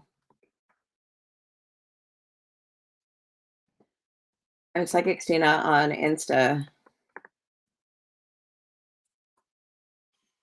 If you, yeah, it was so good. We had a delicious ham. Oh, my boyfriend, we had a torch. So he used a little blowtorch on the ham. Hi, Hans. How are you, Hansi Bear? All you have to do is email me or DM me your email address and I'll send you my book. It's a love manifestation book. And I'll send it to you for free for Christmas. It's my Christmas present to everybody who's joined my live for Christmas. I'm sending them a free copy of my love manifestation book. Hi, Hans. How are you? Hansi Bear is a lovely man that I met when I was 18. I guess I was 18 when I met you, Hans. It was a long time ago. That was a long time ago. I don't think I've seen you since I was 18 in Utah. Oh, you're in Austin, Texas now? I remember that was like good times. We would hang out with all the candles. You had all the cool candles and the wine bottles. I remember that. I was so envious of your wine bottle candles. It was so nice. Life is good with family in Austin, Texas. You're in Austin, Texas. My sister is buried in Georgetown, along with my grandma and grandpa in Georgetown, Texas, just north of there. I thought you were by the beach or something. I didn't realize you were in Texas. I'm in Oregon, as you can tell by my shirt. I'm in Corvallis, Oregon. It's okay. I'm grateful. I'm grateful that I had such an amazing sister. She was very sick. But for some reason I thought you were near the beach. I guess I just see all your pictures and you always look like you're so suntanned and by the beach.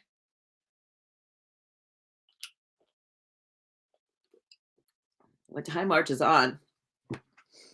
Oh my gosh. Well, let me think about this.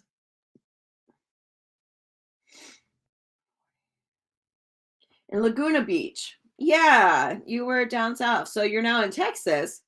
What brought you to Texas? So that was 30 years ago. That was 30 years ago. Wow. Oh, you're visiting. I get it now. You're with family in Austin, Texas. Must be 2 a.m. there. Are you enjoying your life? 30 years. Can you believe that shit? Yeah. Life is so different now. Life is so different. That funny little apartment I lived in, insomnia. I remember we had insomnia in Ogden. There was nothing to do, so I would go to the Kinko's, the 24-hour Kinko's, and I would just look at the guy. We had so much fun. We had so much fun. You used to draw, right? Do you still draw? I remember you used to draw. The attic apartment was trippy. I could have sworn there were little people in the attic, like little ghosts or little, because it had all of these little doors. And do you remember Dustin? I don't know if he was in that circle, but he said that he was terrified. He would sleep there every now and then, and he was just terrified of the little people. Classical piano. Ah, I love that. I love that. What composer are you working with right now? Who's your favorite composer? I love Barber. Like Barber is my jam. Samuel Barber. And I love impressionistic stuff like, oh, you like Chopin. Oh, wow. Yeah, I like Ravel and Satie, right? And Debussy. And yeah, I love the impressionistic piano. I'm so in love with impressionistic piano. And that's so nice. So do you play for anyone, or do you just play at home, or do you teach, or what are you doing with piano? Oh, I love Debussy. Oh my God. Oh my God. Some of his pieces are just so like transcendent. Oh my God. I lived with a classical pianist. His name is Keisuke Nakagoshi. He has a Grammy. Um, and he does um oh gosh, what is it called? It's called 30 Zofo duet. Zefo duet. They are amazing. They do piano, four hands, one piano, and they did a piano of a night of, or the Rites of Spring. Oh my God. Oh my God. It's giving me chills thinking of Keisuke's fucking Rite of Spring. Four hands at the piano by Zofo duet. You gotta see it. Nakagoshi, absolutely look him up on YouTube. Like his Rite of Spring Zofo duet, Zofo. It's supposed to be 40 finger, so or 20 finger duet, but Zofo duet. Rite of Spring, they're fucking Rite of Spring. Oh my God, like these two people are, him and his partner. They are amazing. They've played at Carnegie. They win competitions all over the place. Oh, good night, Dee Dee. Thank you so much. Oh, you have an amazing Christmas. Good night, Dee Dee. Oh, good. Thank you, Isharu. Be sure to send me your email address, Dee Dee. Yeah, they do all kinds of new stuff. They have a couple of really cool albums, but their Rite of Spring. Holy shit. I still listen to it. It's just so dun, dun, dun, dun, dun, dun, dun. Oh my God. It's amazing. It's amazing. I can't listen to Rite of Spring any other way than on piano. And it's like the original Rite of Spring. Oh my God. Very inspired. Thank you so much, Dee Dee. Hansi Bear playing piano. You should absolutely. Have you thought about teaching? Have you thought about teaching piano or doing anything like that? I wish I played piano. Oh, it's huge. I think they won a Grammy for it. They like won some serious stuff with, I think it's on YouTube. I think you can get it on YouTube. And to watch their stuff on YouTube, like they have like some beautiful, oh my God, like their videos of doing their thing at the piano, like two people at the piano, it's art. It's art. They're like reaching around each other. Oh my God, they're amazing. I lived with him in San Francisco. He's like a staff pianist at the conservatory.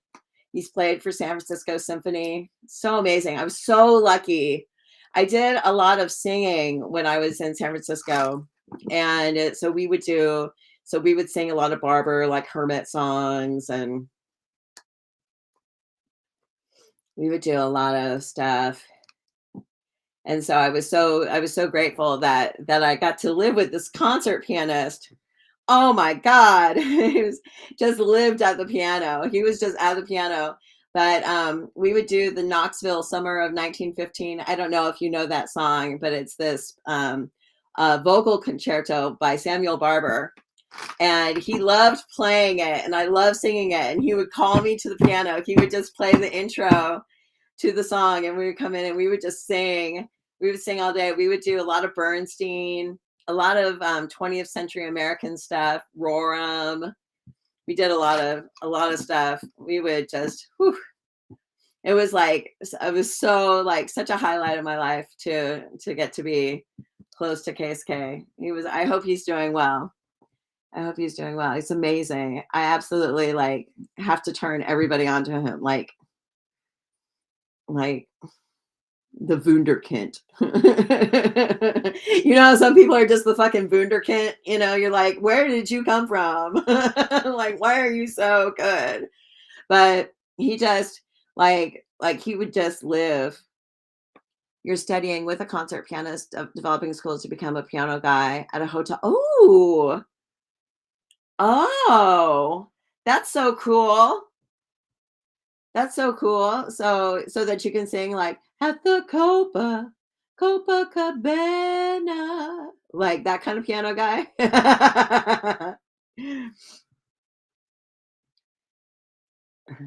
Like hanging out in San Francisco, I would sing at like piano bars and stuff, and we had so much fun. I would sing a lot of Kurt Vile at the piano bars, and so like I had a little problem with piano players. Yeah, it was like I'm a sucker for a piano player. I have to tell you, I just love piano players so much. I just wish I played piano. Here, hold on a second. Let me see.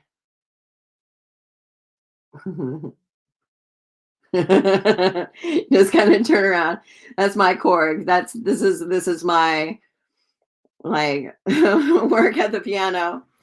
And my piano is now standing in my office. But I can't play worth a damn. I just can't get the two hands to do their thing. So I just like to stand next to the piano and look pretty and just wear a nice dress, sing my heart out. Oh yeah, absolutely. On Instagram?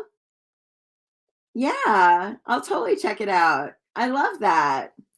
I love that. I love piano. It's my favorite instrument for sure. Ah, thank you. Thank you. Yeah, the piano bars, back in the piano bars in Oakland and San Francisco. Yeah, it was a lot of fun. It was a lot of fun. I would sing my heart out, all the jazz standards. I loved it. I loved it. I always figured I was a better jazz singer than an opera singer, but I just love singing opera so much. But yeah, the jazz is like it's like just built in here. It's just in here, I just and so I love it. But that's pretty cool. What's your favorite standard? What's your favorite jazz standard? I like Willow, weep for me. Willow, weep for me. Bend your branches green along the stream that runs to sea. That's my favorite one.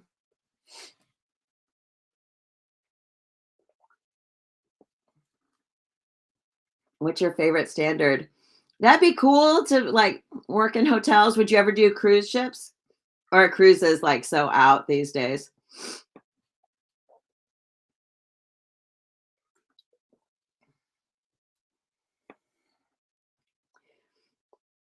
Ah, yeah, those are all good ones. I remember there was this guy that I would go to Martuni's. Have you ever heard of would you ever go to San Francisco? There's this piano bar called Martuni's. I would sing there all the time. And there's this one guy that was regular at Martuni's named Joseph Magdalena, cheat on his wife all the time. And um he was a he would play at the piano bar, and so people would oh, you love Martuni's. I would sing at Martuni's all the time. That and the Alley in Oakland. I was like always there every night. Every night I was at Martuni's singing my ass off. And but Joseph Magdalena, he played at Martuni's, and it turned out he played cruise ships. And so, but you could never bring it up. He was always so offended when you brought up, like, "Hey, didn't you play cruise ships? Like, did you like that?" He would be like he didn't want to talk about. He was ashamed of playing cruise ships. I'm like, that sounds so cool. Like fucking being a cruise ship pianist. He was always so ashamed of it. Yeah, so you know Martuni's. Oh God, I haven't been to Martuni's in forever. I love Martuni's. Martuni's was amazing. That was amazing. Oh my God. Back in my drinking days, holy mackerel. I did a love for sale at Martuni's. Oh my God. Oh my God, I was so drunk. Like my love for sale at Martuni's. I'm surprised I wasn't like in people's laps. Love for sale. Oh yeah. Oh yeah, you sang there a bunch. Oh, I loved it. Well, maybe you know Joseph. Maybe you know him. Yeah. Oh, I love martinis. No, I think cruise ships, that sounds really cool. Yeah. No, I just remember and I would go there with my friend Steve Randolph, and my friend, another pianist named Sheldon Forrest, who yeah, if you would go to Martuni's, he was like the regular pianist there. He was always there. So I can't imagine it was anybody else. I mean, there were a couple of guys there, but we would go in there with Sheldon Forrest, and so he was my friend, and he was pianist, jazz pianist.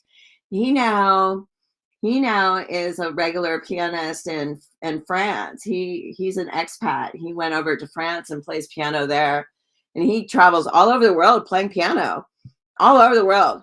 But he can't keep a relationship down. He can't keep a relationship, but he has the chops. He's such a good pianist. He just plays everywhere. The guy could transpose anything on site. Like, oh yeah, you want to sing it in what key? And just change keys. Amazing, amazing pianist, jazz pianist. We would go there, and I would be with my Steve, who was another roommate of mine. And I just remember doing that love for sale, and Steve was like, "Sometimes you do a really good job, and and other times you just." But yeah, I would always go there and sing Willow Weep for Me and I'm a Stranger Here Myself. Do you know that song? And I started singing, and then everybody started singing it after me. But tell me, is love just a popular suggestion? or merely an obsolete art? Forgive me for asking this simple question. I'm unfamiliar with his heart. I'm a stranger here myself. That was my song. That was my signature song. I would go to Martuni's and sing Stranger Here Myself. Oh, I loved it. Oh, I loved it. That was back in, I guess, 2001, 2002, early 2000s.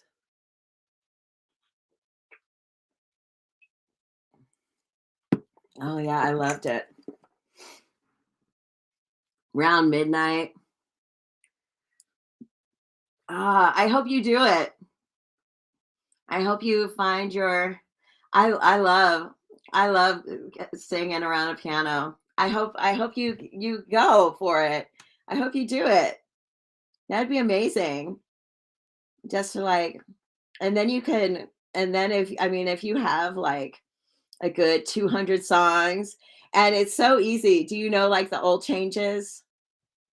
And that's what I heard is that there's the old changes.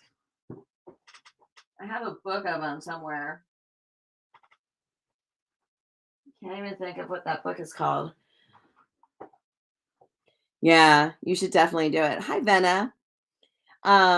But it was called The Old Changes or something, and like if you know all the old changes, it's $30 USD to get a reading on this live, and then I would do it. But yeah, I heard if you know the old changes, and that's what Rod Dibble at the Alley, he knew the old changes, and then he could play almost anything. But just the old changes, whatever that is. Whatever that is. Has anybody ever told you about the old changes? That's what they told me. They said Rod Dibble knows the old changes.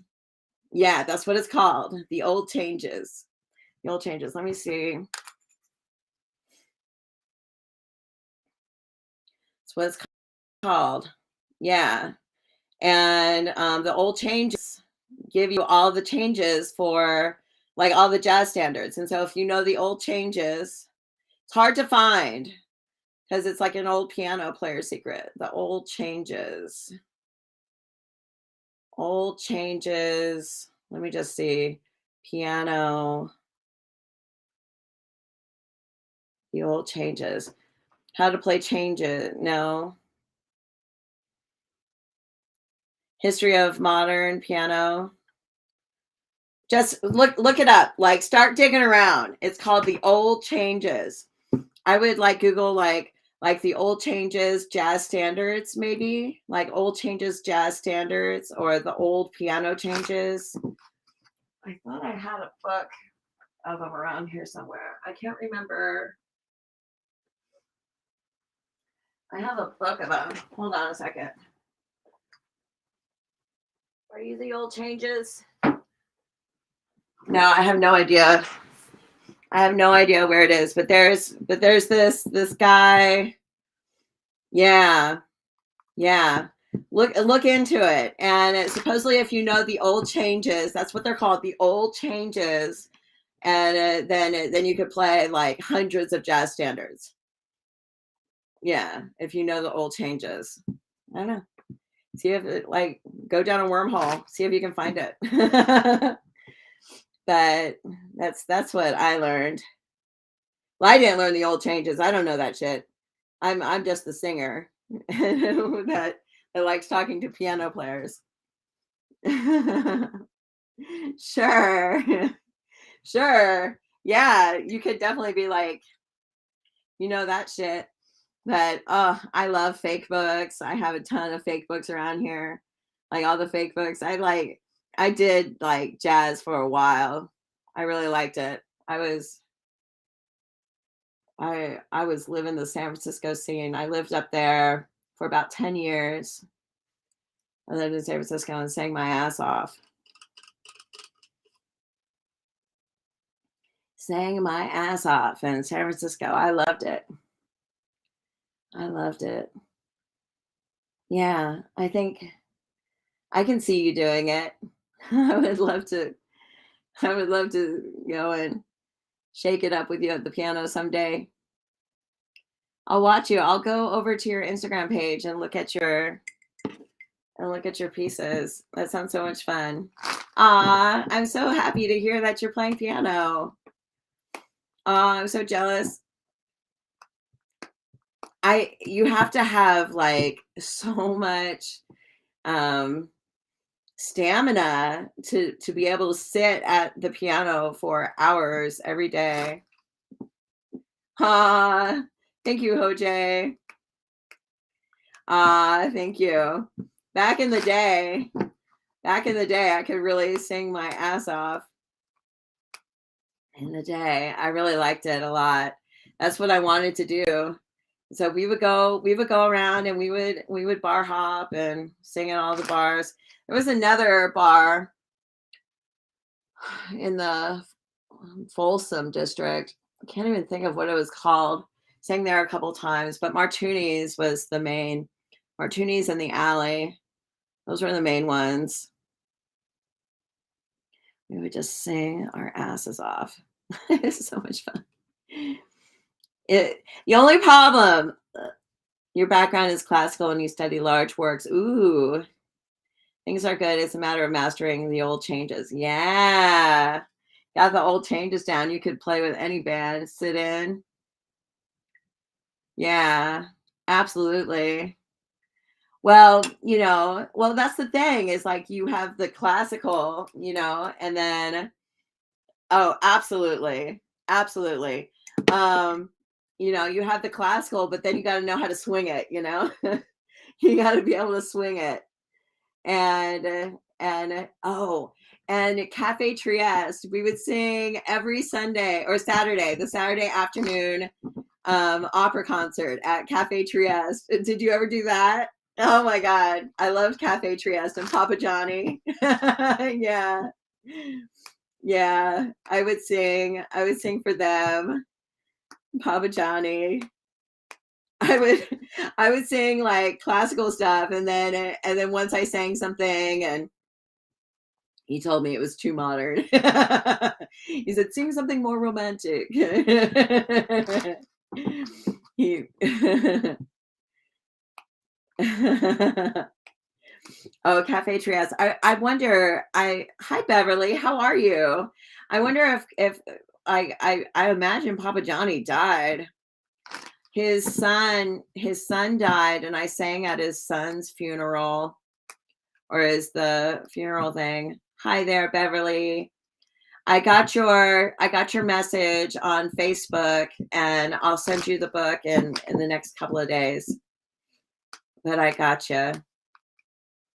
Oh, you're working. Well, it's Monday. It's Monday where you are. Yeah, we're just having fun, just talking shit. So much fun. Well, I think I might get off of here and get ready to start shutting down for the night. But it's pretty late. So thanks, Beverly, for joining. You missed my big sob story earlier tonight, talking about times on the street. But yeah, hi Nikki. So for everybody that is still on here, I'm offering free copies of my book for Christmas. I'm giving away my book for Christmas. It's an ebook. I can email it to you. So if you DM me your email address, I will send you my book within the next couple of days. And I would love to do that for all of my viewers for Christmas. It's Christmas. So, but yeah, I'm going to say good night to you guys. Good night, Hans. Oh, Merry Christmas to you. I hope did you have a good lunch, Beverly, with your friend? Did you have a good lunch? And Hans, I'll absolutely check up on you. Join my live. I go live every night. You're always welcome.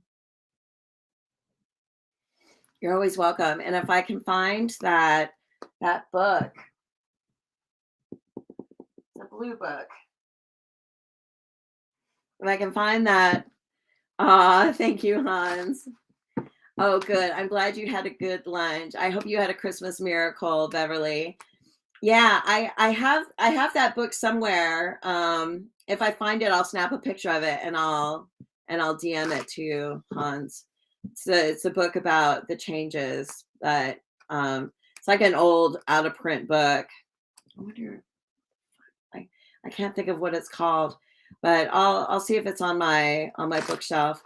Anyways, yeah, see you tomorrow. I go live every night, so I'm here every night. But oh yeah, I'll say yes, absolutely, Beverly. We could be Facebook friends for sure. Absolutely, 100%. So you guys take care. Good night. I'm gonna say good night to Twitch, Twitter, Facebook, and YouTube. Good night, you guys. Thanks.